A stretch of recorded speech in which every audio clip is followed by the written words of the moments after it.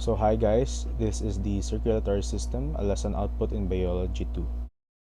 First off, draw a blood vessel network from the heart and back to it, as what you can see now in the figure that is here in the video. And second is to arrange the different blood vessels in terms of decreasing blood pressure, with 10 having the highest blood pressure and 1 having the lowest. So number 10 will be aorta, number 9 will be systemic artery, number 8 will be pulmonary artery, 7 is arteriole, 6 is systematic capillary, 5 is pulmonary capillary, fourth is venous, third is veins, second is superior vena cava, and first is inferior vena cava.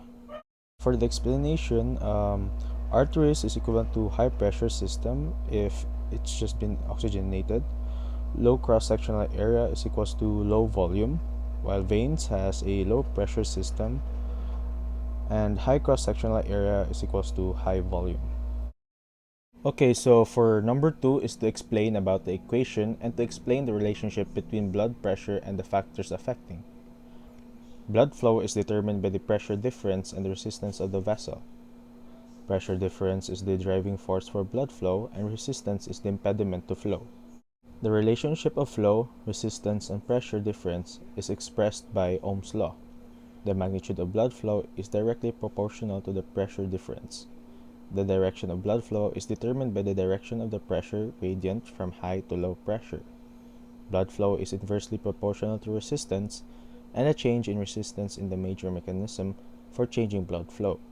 Particularly in arterioles, resistance can either be measured for the entire systemic vascular system, called total peripheral resistance, or measured in a single organ.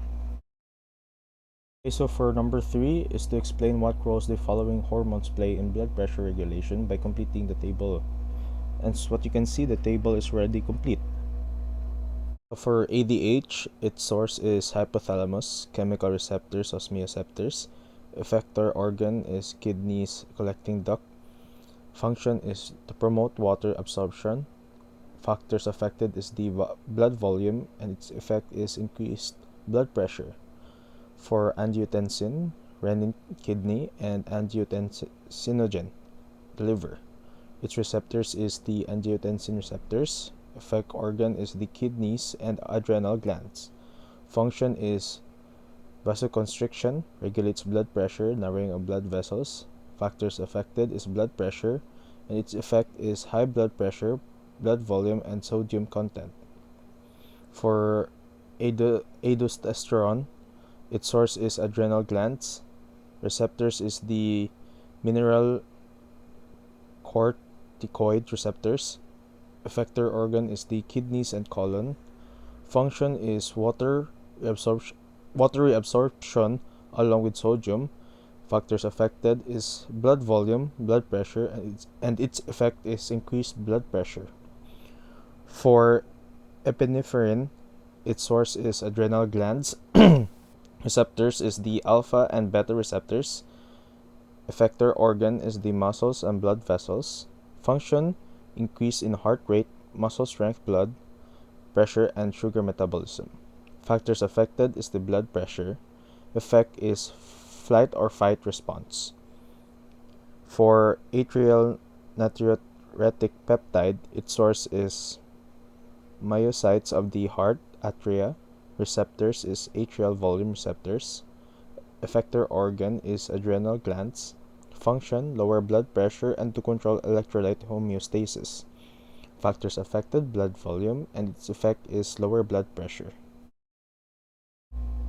So for number 4 is to answer the questions, why is blood pressure regulation important? What are the implications of lower or higher than normal pressure? Blood pressure is important because the higher your blood pressure is, the higher risk of health problems in the future. And that is why it is very important to to check your blood pressure. If your blood pressure is high, it is putting extra strain on your arteries and on your heart.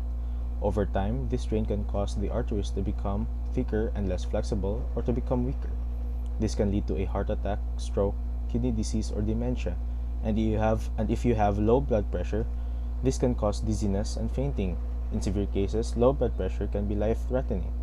The causes of blood pressure can range from dehydration to serious medical or surgical disorders.